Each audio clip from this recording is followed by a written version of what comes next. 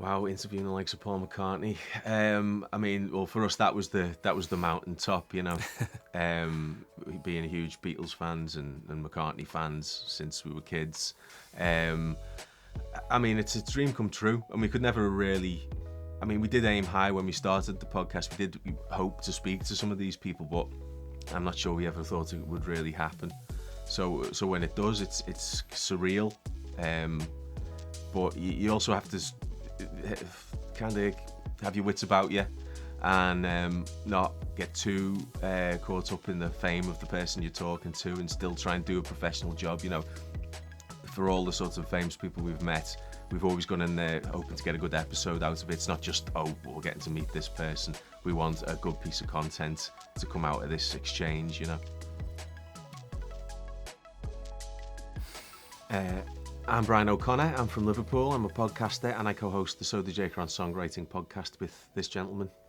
I'm Simon Barber and I'm the other half of Sodajerker. We've been working on our podcast together for about 12 years now. So Brian and I met at school when we were like 12 years old, and through the years we were playing music together, we were writing songs together and being in bands and that sort of thing. And then after a while we wanted to sort of find an audience, and one of the ways we thought to do that was to start a podcast, and we thought if people like us, maybe they'll like the songs that we're writing as well. So we started the podcast, and right from the get-go we managed to land these really big songwriters who wanted to talk to us. I guess it was quite early in podcasting back in 2011, and there wasn't a lot of other podcasts doing similar things. So we had these long-form conversations with songwriters, and people really seemed to like them. So yeah, we got these great guests, and we just sort of snowballed from there, really. Yeah, I mean, much like I said, we met at school over 30 years ago. So yeah, we've been friends for a long time, and we played in bands together and wrote songs together, and then just somehow from that friendship and from that sort of musical bond came the Sodajerker podcast, which originally wasn't supposed to be a podcast. It was supposed to be we were a songwriting duo, which we still are to some extent, but we sort of went off on a slight tangent with the podcast. I mean, it's like you said, really. You know, the songwriting has sort of taken a back seat by virtue of the podcast becoming so successful. So it's kind of a good problem in a way. But yeah, we still do write. We write a lot, sort of more individually than together, because we live in different cities. So I was in Birmingham, I'm in Liverpool.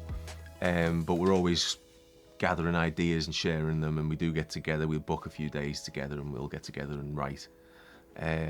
It's still something we very much enjoy doing, and it's a good way for us to spend time together, because again, we don't live in the same city anymore. Brian and I were writing songs from about the age of 14, so we sort of intuitively learned just from listening to music. And you know, I wouldn't say we perfected our skills, but we went quite a long way down that road. And then as we got older, we studied at the Liverpool Institute for Performing Arts. We went to music college together. We practiced our techniques, if you like, that way. And then we were in bands, and when you're in a band you need material to play, and so we were always writing. We were I'd say quite prodigious at the time. We wrote hundreds of songs, didn't we, over the years. But then when the podcast came along, as Brian indicated, we kind of sidelined the creative side of that, and then moved on to talking to all these other songwriters, and it feels like we've been on a kind of a masterclass for about a decade, you know, just hearing all this expertise from all these people. And then we've been able to kind of plough that knowledge back into our own creativity. In recent years we've started really writing much more regularly again. I mean, really the best piece of advice is you've just got to show up and do it. It's like any skill, like any craft. The more you do it, the better you get at it. You know, so you've got to show up. You've got to, you know, the one piece of advice we heard on the podcast was sometimes you have to write 9 bad songs before you get to the one good song, and you know, trying to work through those bad songs, finish them. And you know, even when you write a bad song, you've still learned something about. You've still worked on your craft and learned something about the songwriting craft by virtue of writing a bad song, and then eventually that should result in a good song.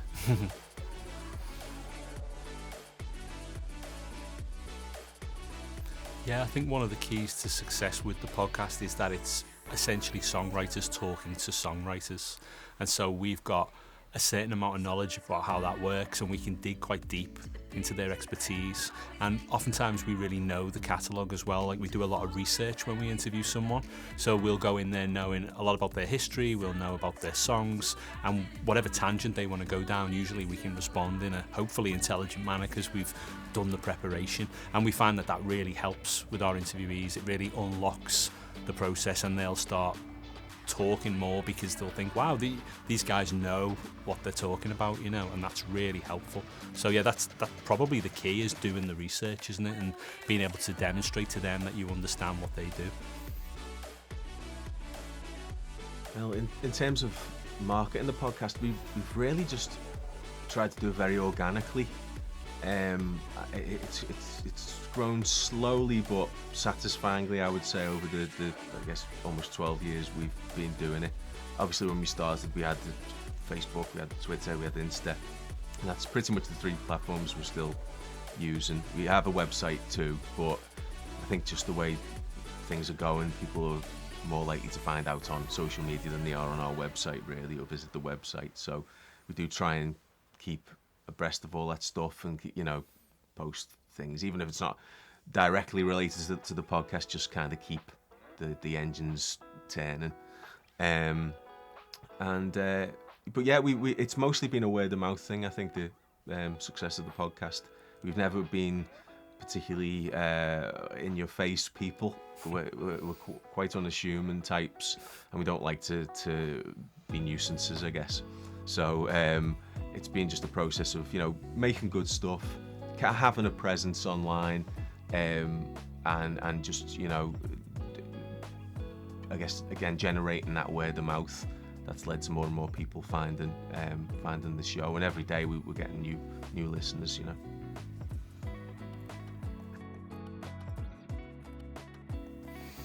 So we were invited to Confetti to come down and share our experience with the students, and we thought that would be a great idea. We were always really in favour of education about things. I mean, we sort of educate ourselves about these songwriters and what they do, but we've benefited from formal education in music in the past, and so yeah, we're always really supportive of any opportunity to talk to students and, you know, share our experiences of making the podcast and what that has entailed over the years, you know. We've only had a brief look around, but I mean, it seems a great place. I'm really impressed. It reminds me a lot of, like, we went to Lipper in Liverpool. We were sort of there in the first few years, and it reminds me a lot of that. The general vibe around the place, the energy, and the facilities seem top notch from what I've been able to see. We really did enjoy the session, actually, yeah, and the interview questions were really good, but the student questions were great, weren't they? Mm-hmm. Like, the students really came up with some interesting things to ask us, particularly about our own songwriting, which is not something that we get asked about that often. Usually we get asked about what's it like to meet Paul McCartney or something like that, you know, but in this case, the students were interested in our actual creative process, so we got to share a few things that we hadn't previously really talked about in many other interviews, so that was nice. We've had so many great guests over the years. We've had a great time and lots of different experiences with all kinds of people, haven't we? I mean, obviously there are music icons that we've met, like Paul McCartney or Alicia Keys or people like that we've got to sit down with, and a lot of these interviews were in person, so it's a case of going to a hotel room and just having to quickly create a rapport with someone that you've only ever seen on the TV, you know, and that's quite challenging sometimes. But most of the people that we've met have been incredibly friendly. I mean, a couple of years ago we got to go to Sting's house and walk into his place, sit at his dining room table with him. He comes over, picks up a guitar and starts playing Roxanne for us, literally this far away. And, you know, an experience like that just can't be bought, really. And it all came from the fact that we just said, shall we start a podcast? I mean, it's kind of insane, really, the experiences that we've had, you know, for free. It's crazy. Who haven't we mentioned yet? Noel Gallagher, Jeff Lynne. Who else? You mentioned Sting, Paul Simon. Mentioned Paul Simon? No. Paul Simon. See, that's the thing. When people ask, the mind goes blank because it's been so long and there's been so many. It's kind of mind-boggling. When people mention specific episodes to us, we're like, oh yeah, we did do that. You know, and that's not to be like cavalier about it at all. We're really proud of what we've done, but you just haven't accumulated so much content. You kind of forget how just like specifics, you know. I think if there's a secret to our success, it's probably just being diligent about what you do and having discipline. Really, nothing happens unless you turn up on a regular basis and make it happen. And that's what we've done with the podcast. We've just not quit, essentially, you know, and always strive to improve it and make it better as we've gone along. And so I'd say for anyone in any kind of content creation role, the best thing to do is to just try and make something really good and make it on a regular basis, and you will find an audience through doing that, I think.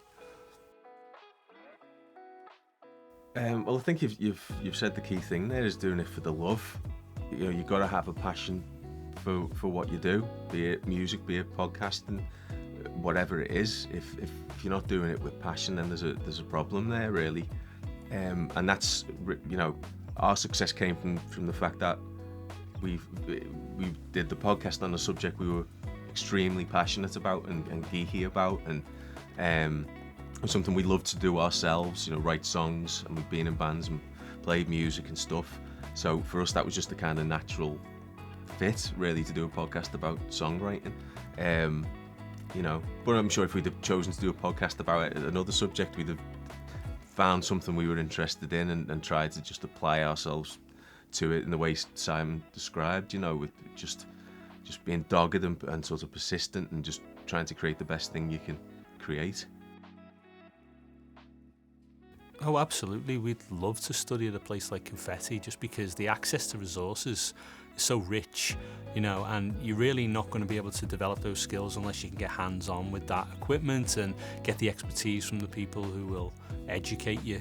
And a lot of the people who educate you are really experienced people who understand the nuance of the field that you're entering into. So yeah, absolutely. We think it's essential, really, to get a chance to actually practice these things before you're out there in the world, you know.